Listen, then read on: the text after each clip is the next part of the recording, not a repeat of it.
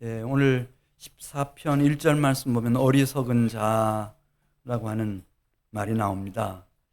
누가 어리석은 자입니까, 여러분? 우리 학생들은 공부를 아무리 해도 성적이 안 나오면 어리석은 자다, 이렇게 생각할 수도 있겠습니다. 또 우리 장년들은 경제적으로 좀 비난하게, 가난하게 살아가는 사람 바라보면서 참 어리석은 자다, 어떻게 저렇게 못 살 수가 있나, 이런 생각할 수 있겠습니다. 또 어떤 이들은 아주 외롭게 살아가는 이웃을 바라보면서 참 어리석은 자다, 한 번밖에 없는 인생을 왜 저렇게 외롭게 살아가나, 그런 생각할 수 있겠습니다. 그러나 오늘 시편 14편 1절 말씀 보면 하나님은 누구를 바라보면서 어리석은 자라고 말씀하실까요? 성적이 잘 안 나오는 사람 어리석은 사람 아니고, 경제적으로 가난하게 사는 사람 꼭 어리석은 사람 아니고, 외롭게 살아가는 사람 어리석은 사람 아니고, 시편 14편 1절에 있는 말씀 보면 자신의 생각 속에 하나님 없다, 이렇게 생각하고 살아가는 사람 어리석은 사람이다, 하나님이 그렇게 말씀하시는 겁니다. 왜냐하면 내 생각으로 하나님 없다 그렇게 하면 내 정신도, 또 다른 시편에 보면 사상까지 무신론자가 돼버린다는 겁니다. 하나님 없다 이렇게. 그러면 내 뇌도 다 그런 쪽으로 작동을 하고요, 이런 사람의 마음과 심령과 영혼은 부패한다고 오늘 1절에 말씀했습니다.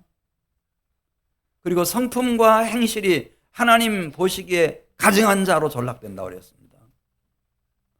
그리고 선과 악을 선택해야 할 기로에 서 있을 때 무엇이 선이고 악인지 분별력이 없습니다. 그냥 나한테 유리하면, 나한테 이득이 되면, 나의 인생에 기쁨과 행복이 되면 좋은 겁니다. 그러나 나에게 어려움과 피해가 되면 이건 나쁜 겁니다. 그런 판단력밖에 없습니다. 그래서 선을 행하는 자가 없다.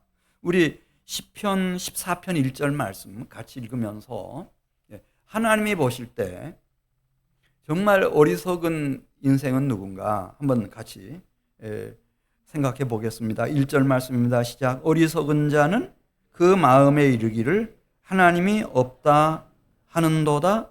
그들은 부패하고 행실이 가증하니 선을 행하는 자가 없도다. 그렇게 말씀합니다.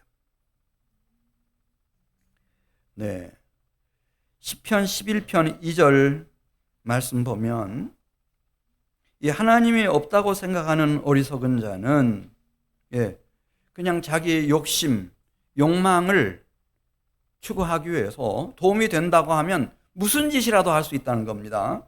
시편 14편 2절로 가겠습니다. 시편 14편 2절.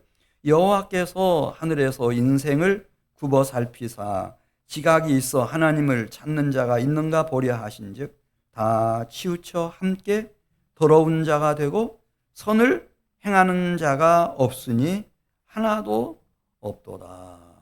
하나님이 아담과 하와 때부터 아주 유심히 세밀하게 다 보아오셨다는 거예요. 그 생각 속에 하나님 없다, 그런 생각, 정신, 사상을 가진 사람 치고 그 마음이나 심령이나 영혼이 부패하지 않은 사람이 있나? 그의 성품이나 풍성이나 행실이 가증하지 않은 사람이 있나? 제대로 선을 행하는 사람이 있나? 하나도 없다는 거예요. 하나도 없다 그랬어요. 다 치우쳐 함께 더러운 자가 되고 선을 행하는 자가 없으니 하나도 없도다. 그래서 하나님 보실 때 가장 어리석은 인생은 누구라고요? 하나님 없다, 이렇게 생각하는 사람들이다 말씀합니다. 물론 하나님 없다 이렇게 생각을 하면은 수단 방법을 가리지 않기 때문에 자기가 원하는 목적지에 좀 더 일찍 도착할 수는 있습니다. 그래서 예, 이제 국회의원도 될 수 있고 시장도 될 수 있고 최고 권력자도 될 수 있어요. 그리고 큰 부자도 될 수가 있죠. 예. 그랬던 대표적인 사람이 사무엘상 16장 14절을 보면 사울이라고 하는 사람이에요. 사울. 정말 왕이 됐어요. 왕이 됐고 왕으로 40년 통치하는 동안에 큰 부자가 됐죠. 전쟁만 하면은 모든 전리품은 다 자기 거니까요. 어마어마한 부자가 됐어요. 거기까지만 생각을 해요. 그런데 이제 사무엘상 16장 14절에 있는 말씀 보면 그런 길을 안내하는 자가 이게 거짓의 영이에요. 거짓의 영이 이렇게 해라. 전쟁을 하면은 너가 장기 집권할 수 있을 거다. 그 다음에 이런 이권들을 챙길 수 있을 거다. 그래 그대로 따라가서 이제 왕으로서 큰 부자가 됐습니다. 어마어마한 부자가 된 겁니다. 근데 그렇게 목적지에 자기가 원하는 욕심과 욕망을 이루고 났을 때 그때 또 문제입니다. 자신을 이 미혹했던 악령과 귀신들이 사탄 마귀와 함께 이 사울을 계속해서 번뇌하게 만드는 겁니다. 너 그때 그 나쁜 짓 했잖아. 백성들을 속였잖아. 하나님 말씀을 거역했잖아. 얼마나 많은 사람들의 피를 흘렸어. 그러면서 우리 사무엘상 16장 14절 말씀 같이 읽습니다. 여호와의 영이 필경은 사울에게서 떠나고 여호와께서 부리시는 악령이 사울을 번뇌하게 한지라 그렇게 말씀하지 않습니까? 그때부터 이제 고난의 시작인 겁니다. 감당할 수가 없죠. 감당할 수가 없어.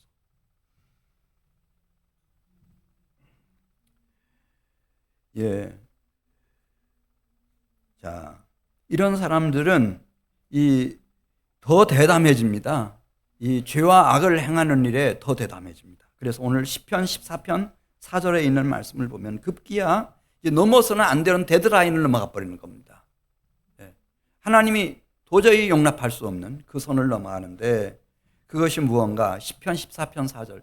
하나님은 이 우주 끝까지 모든 창조물 중에 유일하게 하나님의 형상대로 지음받은 존재가 있는데 사람입니다. 사람을 귀하게 여기시고 그 사람들 중에서도 하나님의 소유가 된 자기 백성들을 얼마나 귀중히 여기시는지 모릅니다. 그 자기 친백성을 위해서라면 하나님이 아무것도 아까워하지 않습니다. 그런 백성들에게 손을 대는 겁니다. 우리 시편 14편 4절 말씀. 죄악을 행하는 자는 다 무지하냐? 그들이 떡 먹듯이 누구 백성을 먹으면서 여호와를 부르지 아니하는도다 그랬죠? 하나님의 백성, 내 백성 이렇게 말합니다. 하나님의 백성을 먹어치우는 겁니다. 먹잇감으로 생각하는 거예요.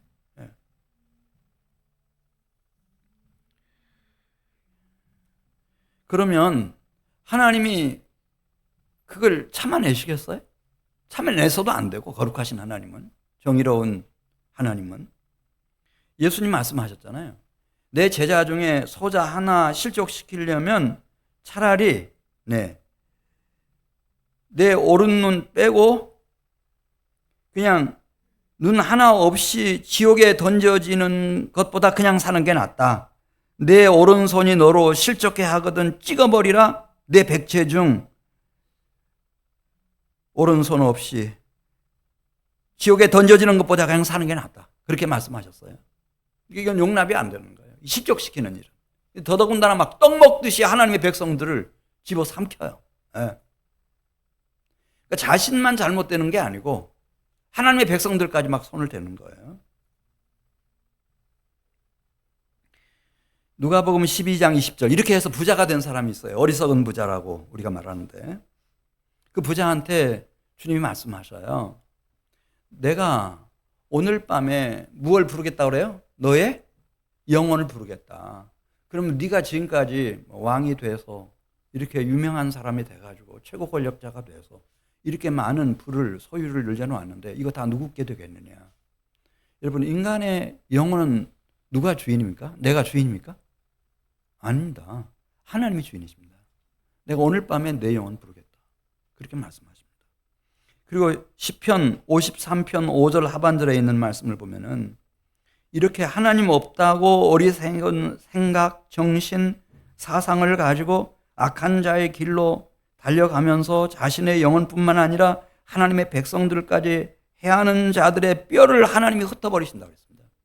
뼈도 못 주시는 겁니다. 하나님이 심판해 버리신다는 뜻이에요. 지금까지 드린 얘기 결론. 사람들이 보기에는 누구를 어리석은 자라고 생각할지 모르겠어요. 사람들마다 다르겠죠. 기준이 다 다르니까요. 그러나 하나님이 보실 때 가장 어리석은 인생은 누군가? 그 생각 속에, 정신 속에, 사상 속에 누가 없다고? 하나님 없다. 하나님 있을지라도 아무것도 모른다. 창조만 했지 나에 대해서 아무것도 모른다. 무능에 터진 신이다. 이런 소리 하면 이 사람 뭐 있어 보이고 굉장한 해방과 자유를 인간에게 안겨주는 것 같고 다 그렇게 하지만은 이런 사람처럼 어리석은 사람이 없다. 방송에서 잠깐 보니까 독일에서는 이제 벌써 법을 다 통과시켰더군요. 그래가지고 내가 남성이냐 여성이냐를 하나님이 결정하는 게 아니고 본인이 결정한다는 거예요. 법원에. 내가 남성으로 살 것인가 여성으로 살 것인가. 네. 굉장히 자유로운 세상이 오는 것 같습니다. 다 총도 개인 소지할 수 있는 자유 다 주고 방아쇠 당기고 싶으면 당겨라. 엄청난 자유입니다. 그러나 그 결말이 무엇일지를 우리는 생각해 봐야 됩니다. 자, 시편 14편 5절 말씀. 하나님의 심판이 있다고 하는 걸 생각하면서 시편 14편 5절 말씀 보면은 이제 어리석은 자, 이 악한 자들이 정말 크게 두려워할 순간이 꼭 올 거다 그랬습니다. 그러나 거기서 그들은 두려워하였으니 왜 그래요? 하나님이 살아계신 거예요. 어디에 살아계셔요? 하나님 없다고 했는데 하나님이 살아계셔요. 어디에 살아계셔요? 의인의 세대에 계심이로다. 그러니까 그때는 없었어요. 하나님 없다고 생각하고 살아야 목적지에 빨리 도착하고 성공도 하고 스타도 될 수 있었어요. 그런데 이제 시간이 10년이 흐르고 한 세대가 흐르고 아들, 딸이 태어나고 손자, 손녀가 태어나고 세상을 떠날 무렵에 보니까 그게 아니었어요. 하나님이 살아계셨어요. 어디에 살아계셨어요? 하늘에? 물론 하늘에 살아계셨겠지만은 의인들의 세대에 살아계셨어요. 이 세대라고 하는 게네아라고 하는 원의 의미는 한 사람의 일평생의 생애 속에 가족, 가문이라는 뜻이 있어요. 시간이 흘러서 이루어지는 자자손손을 의미하는 거예요. 이걸 게네아라고 말하는 거예요. 그러니까 이렇게 한순간만 보면 하나님이 안 보였어요. 그런데 하나님은 의로운 세대 속에 그 생애 속에 일평생의 생애 속에 그 자녀들 속에 자손들 속에 아브라함의 자손들 속에 다윗의 자손들 속에 다윗의 자손으로 오신 그리스도 예수 안에 그 의인들과 함께 계셨어요. 하나님은 의인의 세대에 계셨단 말이에요. 그때 이제 땅을 치고 통과할 겁니다. 하나님이 살아계셨네요. 의인의 세대에 살아계셨네요.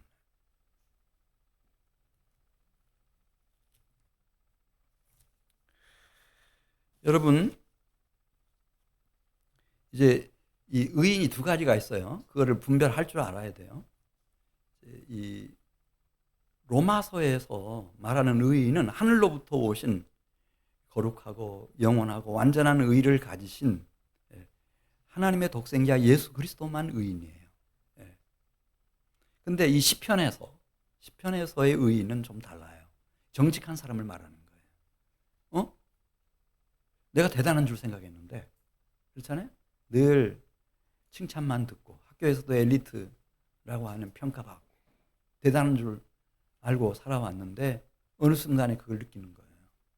아, 내가 얼마나 연약한지, 얼마나 가난한지, 얼마나 작은지, 얼마나 내 욕심과 욕망에 휘둘리는지, 얼마나 많은 허물과 죄가 나를 덮어 씌우고 있는지, 그 죄의 저주와 형벌이 얼마나 큰지, 그리고 결국 나는 죽임을 당하게 된다는 것과 죽음 이후에 영원한 멸망의 심판이 있고, 이걸 믿기로 해서 나를 늘 참소하며 나를 번민하게 만드는 이 사탄 마귀의 흑암의 세력에서부터 빠져나갈 수 없는 존재구나. 이걸 이제 깨닫는 사람들이 있어요. 그래서 이대로는 안 되겠고, 내가 여기서부터 벗어나려면은 나의 피난처가 필요한데 어디로 나를 피하면 될까? 근데 그분은 한 분밖에 안 계셔요. 그래서 우리 선배들이 그분을 하나라는 이름을 넣어서 님자를 붙였어요. 누구밖에 안 계세요? 하나님밖에 안 계시는 거예요.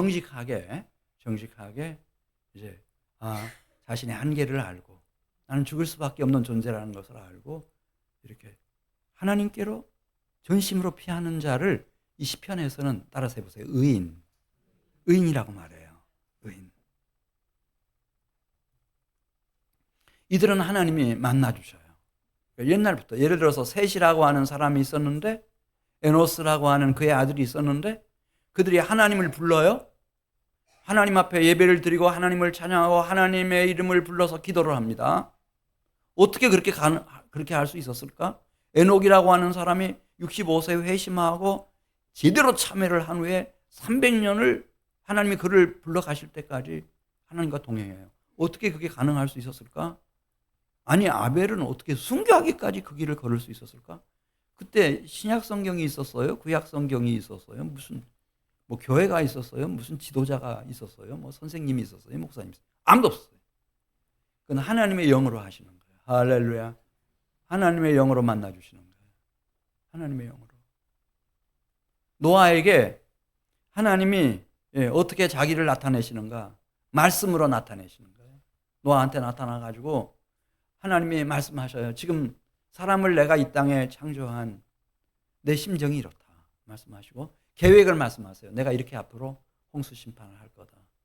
그러니 노아, 너가 이렇게 나의 동역자가 되어달라. 방주를 지어서. 그렇게 하나님이 노아에게 나타나셨어요. 무엇으로 나타나셨어요? 말씀으로 나타나셨어요. 하나님을 찾는 사람들에게 하나님은 만나주셔요. 근데 이렇게 영으로 만나주시고 말씀으로 만나주셔요. 족장들 보면은 예를 들어서 야곱이 베델에서 꿈을 꿔요. 네. 요셉도 꿈을 꿔요. 꿈으로 만나주셔요. 꿈으로 만나주셔요. 그리고 구약의 많은 선지자들에게 다 환상으로 묵시로 막 만나주셔요. 하나님이 다 만나주셔요.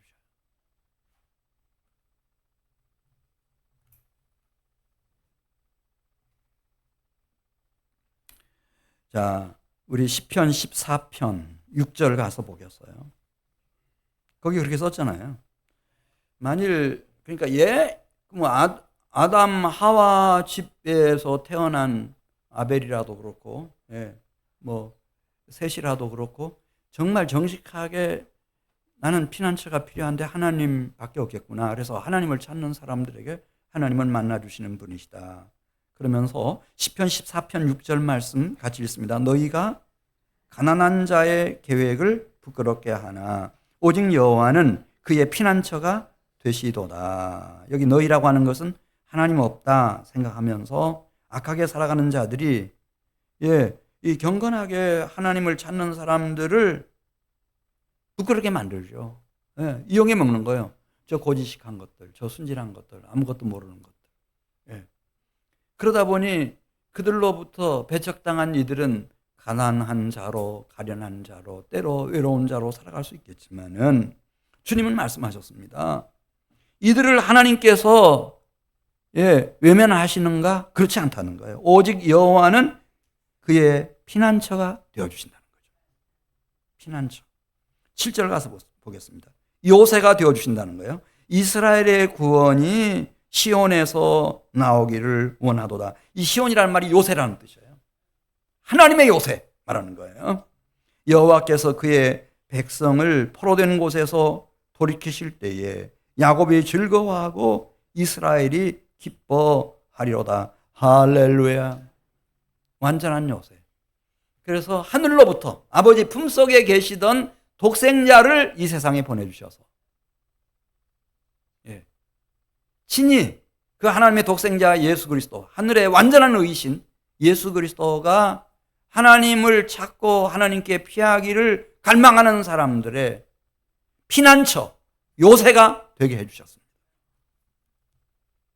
예수님 말씀하시잖아요. 나를 본 자는 아버지를 본 거다. 아버지께서 내 안에 계시고 내가 아버지 안에 있다. 아버지와 나는 하나다. 그래서 이분을 만난 사람들은 아무리 이 세상이 이렇게 험하고 아주 영적인 무지로 가득하고 부패하고 가증한 세상이 되고 죄악이 관영한 세상이 된다 하더라도 시편 7편 7절에 있는 말씀 보겠습니다. 결국 역사의 방향이라고 하는 것은 어디를 향해서 가는지를 말씀합니다. 시편 7편 7절 민족들의 모임이 주를 두르게 하시고 그 위 높은 자리로 돌아오소서. 이 하늘로부터 오신 하나님의 아들 독생자 그리스도 예수밖에는 소망이 없구나. 그래서 민족들이 이분 밑으로 다 모일 겁니다. 지금 이렇게 모이고 있지 않습니까? 그리고 그 모임 위에 이분이 오셔서 다스리실 것입니다. 17절 말씀, 7장 17절 말씀. 내가 여호와께 그의 의를 따라 감사하며 지존하신 여호와의 이름을 찬양하리로다. 그래서 이 그리스도 예수 안에서 보호받는 사람들이 그 그리스도 예수의 아버지 하나님을 찬양하고 경배하고 영화롭게 하는 세상이 열려갈 것입니다.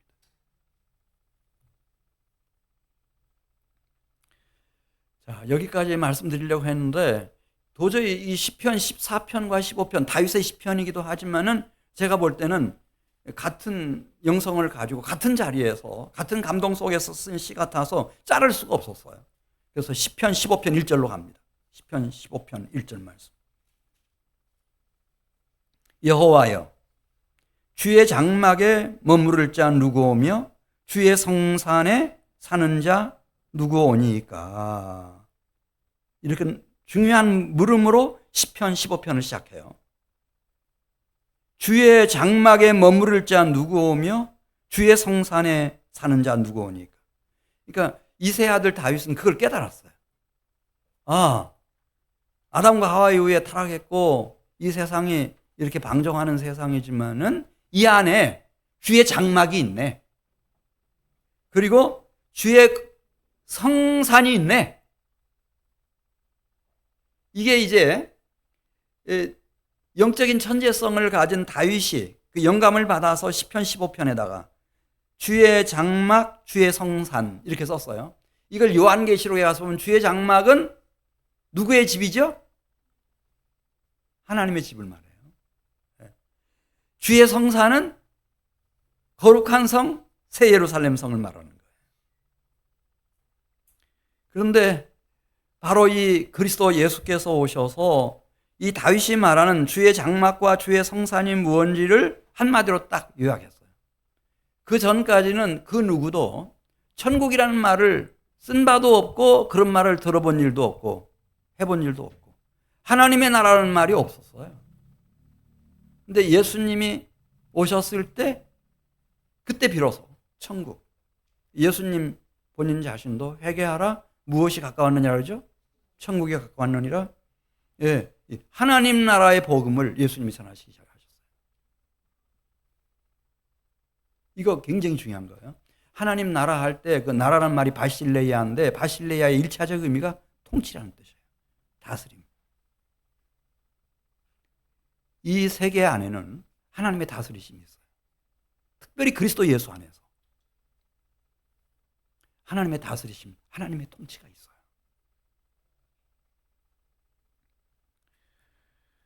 그래, 침례 요한한테 예수님이 그런 말씀 하시잖아요. 예, 그 보내온 제자들을 통해서 요한에게 가서 알려주라. 그러면서 맹인이 본다. 다 그냥 정상적인 시력을 가진 사람들이에요. 근데 이들 눈에는 하나님의 영광이 안 보여요. 하나님의 통치도 하나님의 다스림도 전혀 감을 잡을 수가 없고 하나님 나라의 실제가 뭔지를 몰라요. 그런데 그리스도 예수 안에서는 이런 영적인 맹인들이 눈을 떠서 하나님의 다스리심, 하나님의 통치하심, 하나님의 영광의 나라를 바라볼 수 있게 되는 거예요. 그래서 맹인이 보며 못 걷는 자가 걸으며 하나님 없다고 생각하는 사람들의 생각과 정신과 사상을 가진 사람들은 하나님의 나라를 향해서 나아가지를 못해요. 다 앉은 맹인. 그리고 그들의 속사람과 심령과 영혼이 얼마나 부정한지 나병 환자가 깨끗함을 받으며 못 듣는 자가 들으며 하나님이 그렇게 많은 당신의 종 선지자들을 통해서 계속 말씀하셔도 그 대표적인 예가 눈물의 선지자 예레미야 같은 사람이에요. 평생을 하나님의 말씀을 전했잖아요. 근데 그 70년 후에 예루살렘과 유다를 회복한다고 하는 그 예언을 알아들은 사람이 하나도 없어요.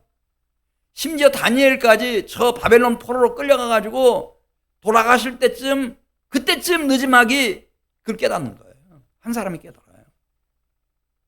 죽은 자가 살아나며 가난한 자에게 복음이 전파된다고 해라. 죽었던 영혼들이 그리스도 안에서 막 일어날 거예요. 그리고 여기 복음이라고 하는 것은 천국 복음을 말하는 거예요. 하나님 나라의 복음이죠. 하나님이 지금 살아계셔서 다스리시고 계시고 통치하고 계신다고 하는 복음. 하도 막 천국, 하나님 나라 얘기하니까 바리새인들이 예수님께 질문했어요. 그런 하나님의 나라가 어느 때 임합니까? 그랬더니 예수님 말씀하십니다. 하나님의 나라는 볼 수 있게 임하는 것이 아니요 또 여기 있다 저기 있다고도 못하리니 하나님의 나라는 너희 안에 있느니라. 그렇게 말씀하셔요. 심령천국이었어요. 예수님이 이 하나님 나라의 복음을 얼마나 귀하게 여기셨는지 마태복음 5장 3절부터 보면 나오잖아요. 그 8복 산상순 중에서 심령이 가난한 자는 복이 있나니 무엇이 저희의 것이며 그랬어요? 의를 위하여 핍박, 박해 받는 자는 복이 있나니 무엇이 저희의 것이라 그랬어요? 천국. 예수님을 믿는다는 뜻이 무슨 뜻이에요? 예수 그리스도를 통해서 예수 그리스도의 아버지 하나님이 살아계시고 그분이 다스리시고 지금 통치하신다. 이거 믿는 거예요, 여러분.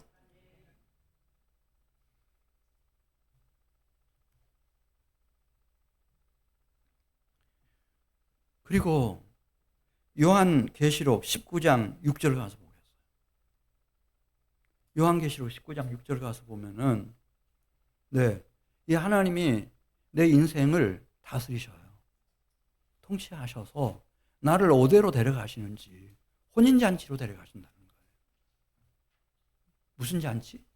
어린 양의 혼인잔치로. 그 신랑이신 어린 양 그리스도 예수의 가장 순결하고 아름답고 사랑스러운 신부의 모습으로 나를 세워가신다.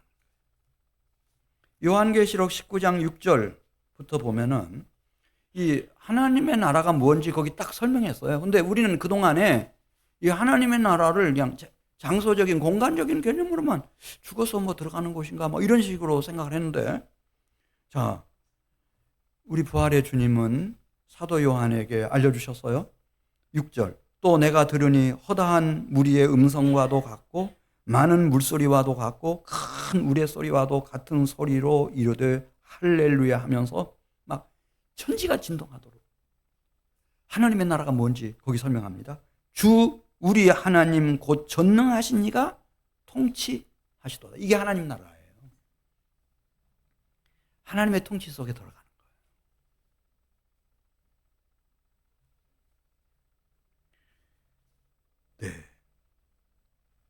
계속 보겠어요. 중간에 생략하고 7절 하반절. 어린 양의 혼인기약이 이르렀고 그의 아내가 자신을 준비하였으므로 그에게 빛나고 깨끗한 세마포 옷을 입도록 허락하셨는데, 신부의 웨딩드레스가 너무 아름다워요. 예, 이렇게 아름다운 드레스는 이 세상에 없죠. 그래, 이 세마포가 뭔가 하고 자세히 보니까 그에게 빛나고 깨끗한 세마포 옷을 입도록 허락하셨으니, 이 세마포 옷은 성도들의 뭐라고 그랬죠? 옳은 행실이로다. 이걸 준비하고 어린 양의 혼인잔치에 청함을 받은 사람들은 복이 있도다. 근데 오늘날 우리 여러분들은 행실 얘기하지 말래요, 목사님한테. 왜 행위를 얘기 안 해요?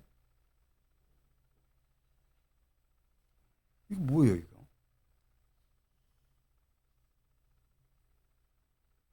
하나님의 통치가 있고, 그분이 나를 혼인잔치에 가장 순결하고 신령한 신부로 세마포 옷을 입혀주시는데, 그 세마포 옷이 뭐라고 그랬어요? 행실은 필요하지 않죠. 어디서 그게 나온 거예요? 야,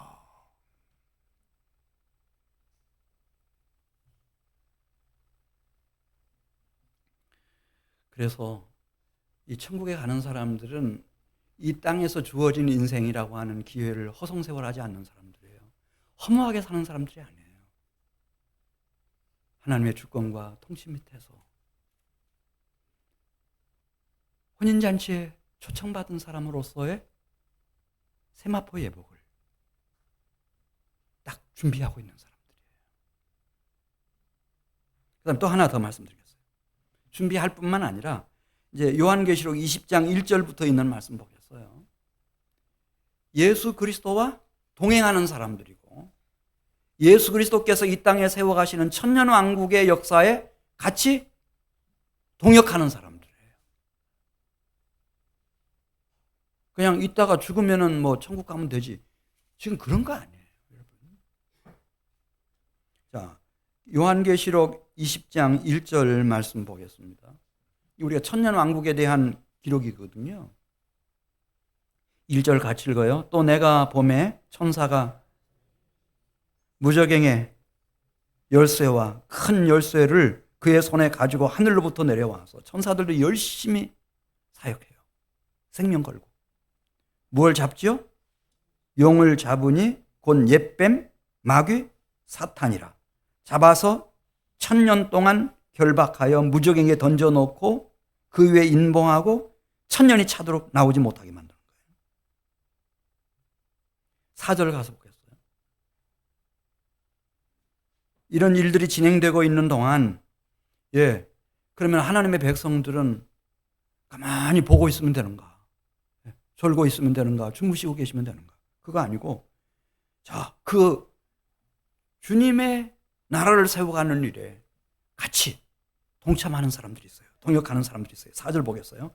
또 내가 보좌들을 보니 거기에 앉은 자들이 있어 심판하는 권세를 받았더라. 또 내가 보니 예수를 증언함과 하나님의 말씀 때문에 무월당한 자들의 영혼들, 목베임을 당한 자들의 영혼들과 또 짐승과 그 우상에게 경배하지 아니하고 끝까지 그의 이마와 손에 짐승의 표를 받지 아니한 자들이 살아서 그리스도와 더불어 1000년 동안 왕노릇함으로써 예수님이 하셨던 말씀, 하늘과 땅의 모든 권세를 내게 주셨으니 볼지어다 내가 세상 끝날까지 너희와 항상 함께 있겠다고 약속하신 주님과 동행하며 주님과 동역하는 성도들이에요. 이 사람들에 의해서 우리 대한민국 시골 산골 마을까지 다 교회들이 세워졌어요. 이 사람들이 머슴살이 해가지고, 그 품삯 받은 것 가지고 자기 문전옥 다 팔아가지고 다 교회들 짓고 다 이 한민교회도 이 사람들이 자기 집 저당 잡히고 다 그렇게 해서 지금 여기 다 계시잖아요. 주님의 몸된 교회를 세우는 사람들이에요.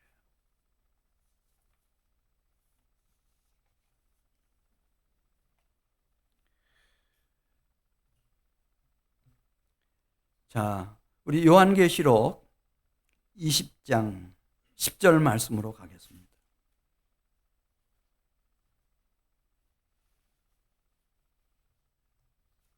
요한계시록 20장 10절 말씀 보면은 이 세상에서 진행되는 영적인 싸움이 간단하지 않습니다. 천년왕국이 끝나갈 무렵이에요. 지상에서.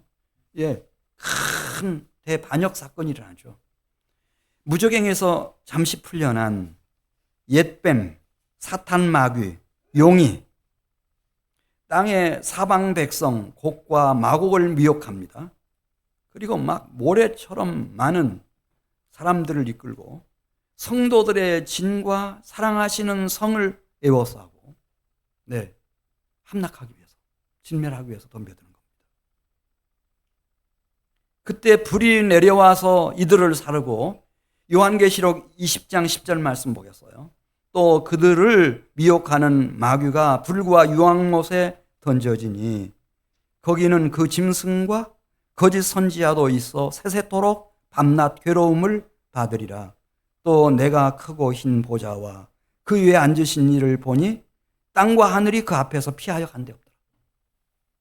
이 최후의 심판, 이 원수 사탄 마귀를 결박해서 불과 유황으로 타오르는 영원한 지옥에 던지시는 분은 바로 이분이셨습니다. 하늘에 계신 영광의 보좌에 계신 영원한 최고의 심판주 그리스도 예수이셨습니다.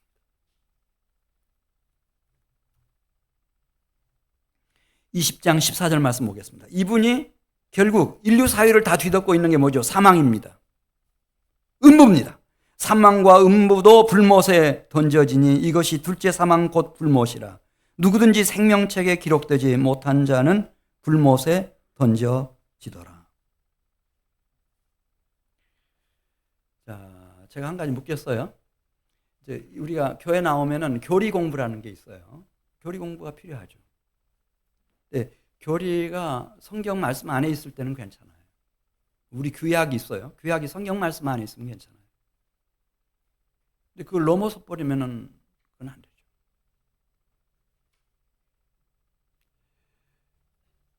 자, 우리가 이제 이 종말에 대한 교리들을 막 가르치면서 우리는 선배들로부터 그걸 많이 배웠어요. 공중 재림이 있고 또 지상 재림이 있고 공중에서 혼인잔치가 일어나고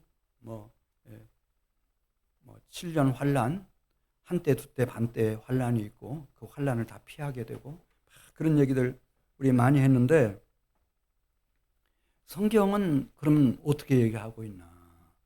우리 데살로니가 후서 2장 8절 이 공중재림 얘기하고 휴거 얘기하고 그래서 시한부 종말론자들이 한때 한국 교회를 다 휩쓸어 버렸어요. 그래서 지금은 재림 설교하지도 않아요. 제가 한 가지 묻겠어요. 재림이라는 말이 성경에 나옵니까? 안 나옵니까? 재림이라는 말이 성경에 나와요? 안 나와요?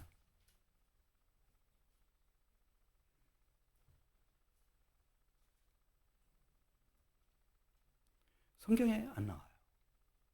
한 번도 안 나와요. 그러면은 자, 데살로니가 후서 2장 8절 보겠어요. 성경에서는 재림을 뭐라고 말했는지. 저도 한민교회 성도들만이라도 이렇게 정확하게 왜 그러면 재림이라고 안 하고 이 중요한 단어를 썼는지. 데살로니가 후서 2장 8절 같이 읽습니다. 그때에 불법한 자가 나타나리니 천년왕국 끝나고도요. 불법한 자가 나타나리니 주 예수께서 그 입의 기운으로 그를 죽이시고 무엇하여 나타나심으로 패하시리라 그랬죠? 강림이라는 말이었어요. 강림. 신약 성경에는 강림이라고 쓰는 거예요. 왜냐하면 재림이라는 말은 두 번째 온다는 뜻이거든요. 재림이. 그러니까 초림했던 그분이 뭐 그 모습으로 다시 올 것만 같은 이미지가 아주 커요. 근데 성경은 그걸 원치 않아요. 이 하늘로부터 오시는 그분은 영광의 주님이세요. 큰 영원한 재판장이세요. 그래서 이분은 하늘로부터 이 세상에 강림하시는 거죠. 신의 산 위에 누가 강림했죠? 여호와 하나님이 강림한 것처럼. 강림이라는 말을 써요. 강림. 예수님의 강림하심.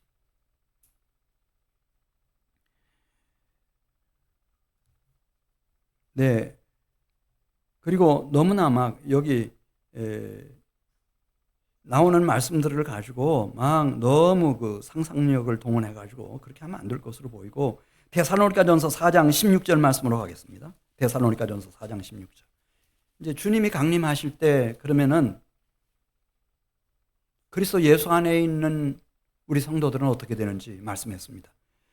데살로니가전서 4장 16절 말씀입니다. 주께서 호령과 천사장의 소리와 하나님의 나팔 소리로 친히 하늘로부터 강림하시리니 그리스도 안에서 죽은 자들이 먼저 일어나고 그 후에 우리 살아남아 있는 자들도 그들과 함께 구름 속으로 끌어올려 공중에서 주를 영접하게 하시리니 그리하여 우리가 항상 주와 함께 있으리라.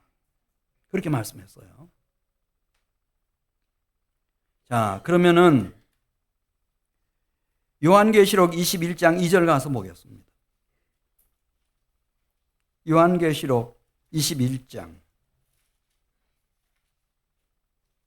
시간 관계상 3절로 바로 가죠. 네. 처음 하늘, 처음 땅, 바다까지 다 없어집니다.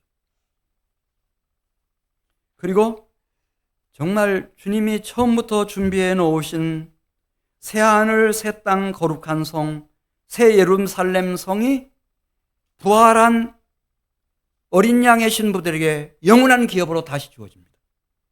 우리 21장 3절 말씀.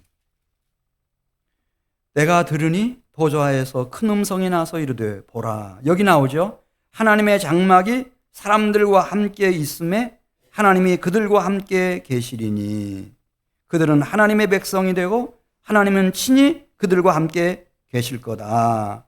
여기 하나님의 장막, 주의 장막, 누가 표현했던 표현이죠? 다윗이. 주의 장막. 하나님의 장막. 그 하나님의 집에서는 예수 그리스도의 아버지 하나님이 친히 우리의 아버지 하나님이 되셔서 모든 눈물을 우리 눈에서 닦아주시고 사망이 다시 없도록, 애통하는 일이 없도록, 곡하는 일이 없도록, 다시 아픈 일이 없도록 하나님이 친히 다 돌보시는 하늘 아버지의 집입니다. 요한계시록 21장 22절 말씀 보겠습니다. 그 나라에서 여호와 하나님과 신랑이신 어린 양과 나 우리와의 관계는 어떤 관계인가? 그 거룩한 성에서는 성전이 없었습니다. 대신 여호와 아버지 하나님이 나의 성전이 되어주시고 어린 양이 나의 성전이 되어주십니다. 그리고 그 성은 해나 달의 비침이 쓸데없습니다. 하늘 아버지의 거룩한 신령한 영광의 빛이 나를 가득 비춰주시고 어린 양이 내 등불이 되셔서 나를 영원 무궁토록 인도하시는 곳입니다. 이 예수님의 재림에 대해서 마태복음 24장 27절 말씀으로 가겠습니다. 이게 중요한 말씀인데요. 마태복음 24장 27절. 예수님이 직접 재림에 대해서 말씀하셨습니다. 보라, 그리스도가 광야에 있다 하여도 나가지 말고 골방에 있다 하여도 믿지 말라. 막 그런 이상한 말들이 막 떠돌 거다. 휴가가 임박했다느니 뭐 몇 년 몇 월 며칠이라더니 그리스도가 어디로 재림한다느니 그런 말들이 떠돌겠는데 그런 것에 미혹받지 말아라. 그러면서 주님의 강림하심을 마태복음 24장 47절에서 어떻게 일어나는가? 뭐 공중 재림이 있고 지상재림이 있고 막 그런 게 아니고 마태복음 24장 27절입니다. 번개가 동편에서 나서 서편까지 번쩍임같이 인자의 임함도 그러하리라. 여러분 번개 치는데 5초가 걸립니까? 10초가 걸립니까? 그렇게 임하신다는 겁니다. 번개처럼 임하시는 겁니다. 그러니까 그때는 우리가 어린 양의 신부로서 준비할 시간이 됩니까? 기회가 됩니까, 여러분? 안 됩니다.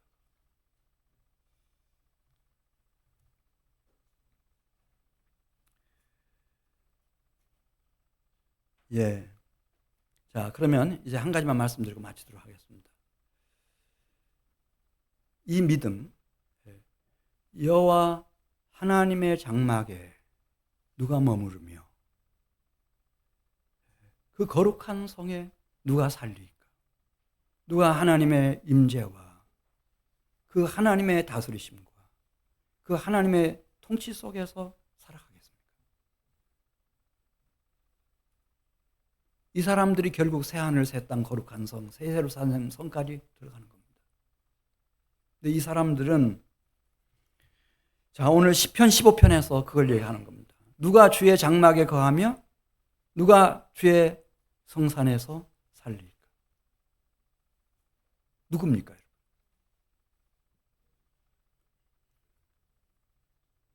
시편 15편 2절 말씀 보겠습니다.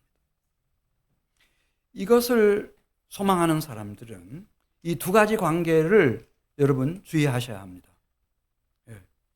하나는 내 생명과 영혼을 주장하시는 하늘에 계신 예수 그리스도의 아버지 하나님과의 관계입니다. 이거 확실하게 해놓으셔야 됩니다. 또 한 가지는 그 하나님이 창조한 모든 창조물 중에 하나님이 가장 귀하게 여기는 하나님의 형상을 가진 유일한 창조물 누구죠? 사람. 그 80억이나 되는 사람 중에서도 하나님이 나에게 부부가 되게 해주시고 내 자녀가 되게 해주시고 손자 손녀가 되게 해주시고 형제 자매가 되게 해주시고 부모가 되게 해주시고 직장 동료가 되게 해주시고 내가 아침 저녁을 만날 수 있는 이웃이 되게 해주신 나에게 부탁하신 생명과 영혼들과의 관계 이거 잘 하셔야 됩니다. 여기에 다 걸려져 있습니다. 자, 시편 15편 2절 가서 보겠습니다. 누가 주의 장막에 거하며 주의 성산에 살리까? 이거 두 가지. 이 초점을 놓치면 아무것도 아닙니다. 자, 2절 말씀 같이 읽습니다. 정직하게 행하며 공의를 실천하며 그 마음에 거짓말해도 지옥 가요 안 가요? 예수님 믿으면. 잘 모르겠죠. 진실을 말해야 돼요. 진실을 말해야 돼요. 왜냐면 거짓말하면 예수님 믿는다고 껍데기만 그렇지 속은 거짓의 영에게 사로잡혀 있어요. 안 돼요. 하나님 앞에서 정직하게 살며 공의를 실천하며 진실을 말하는 사람이어야 돼요. 4절 가서 보겠어요. 하나님 앞에서 누구를 존중하고 누구를 멸시해야 되는지를 아는 사람이에요. 4절 같이 읽습니다. 그의 눈은 망령된 자를 멸시하며 여호와를 두려워하는 자를 존대하며 그의 마음에 성원한 것은 하나님을 위해서라면 해로울지라도 변하지 아니하는 사람이어야 된다는 거예요. 그래야 주의 장막에 거하는 거예요.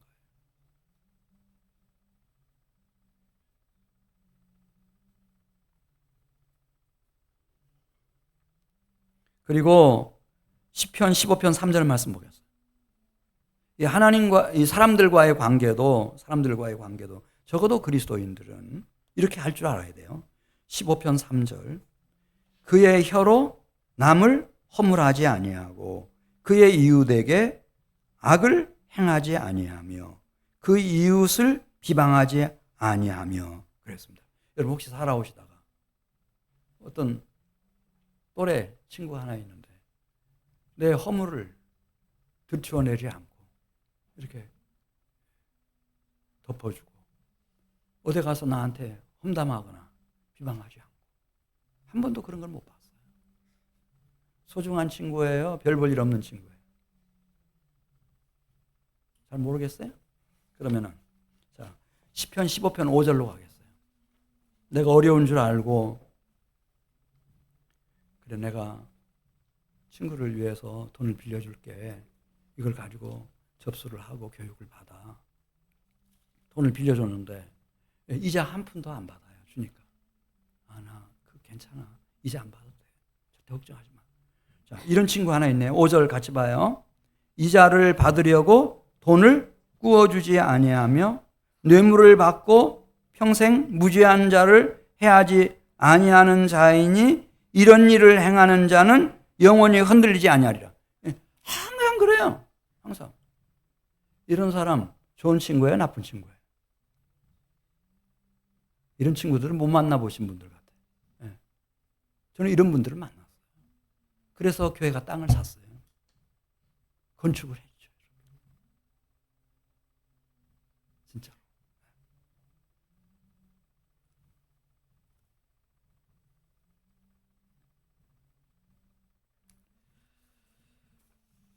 그 가장 대표적인 분은 시간 관계상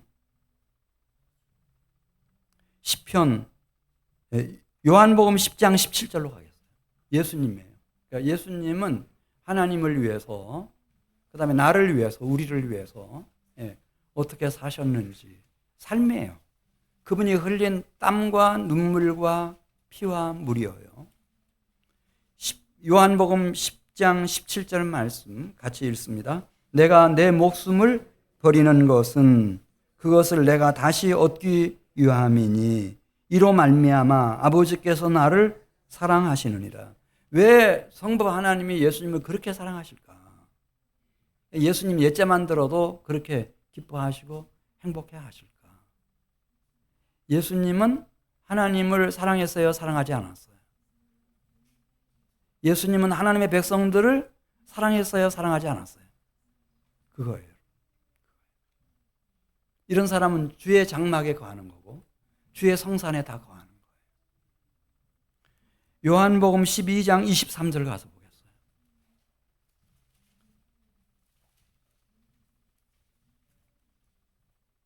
보겠어요. 내가 진실로 진실로 너희에게 이르노니 한 알의 밀이 땅에 떨어져 죽지 아니하면 한 알 그대로 있고 죽으면 많은 열매를 맺느니라. 24절이죠. 24절로 바로 갑니다. 열매 맺는 거. 이 새 생명의 열매, 구령의 열매, 영생의 열매 맺히는 거. 이걸 위해서 다 쏟아부었어요. 하나님도 그리스도 예수를 위해서 하늘과 땅의 모든 권세를 다 주시잖아요. 그 관계 속에 들어가는 거예요. 자기의 육체를 위하여 심는 자는 육체로부터 썩어질 것을 거두고 성령을 위하여 심는 자는 성령으로부터 영생을 거두는 겁니다. 이제 우리도 생각해야 합니다. 여러분. 어떻게 해야 내가 영생의 열매를 거둘 수 있을까? 이거 생각하셔야 돼요. 하나님이 나에게 허락하신 내 배우자, 내 자녀들, 내 손자, 손녀들, 내 부모, 형제들, 그리고 하나님이 나에게 부탁하신 소중한 생명과 영혼들, 그들을 어떻게 새 생명으로, 영원한 생명으로 인도할 수 있을까? 하나님의 백성으로 끝내 세워놓을 수 있을까? 이걸 위해서 나아가는 사람들마다 비록 우리가 육신을 입고 이 땅에 살고 있지만은 우리는 이미 주의 장막에 거하고 주의 성산에서 살아가는 영광스러운 축복을 누리게 될 것입니다. 우리 같이 기도드리겠습니다. 하나님,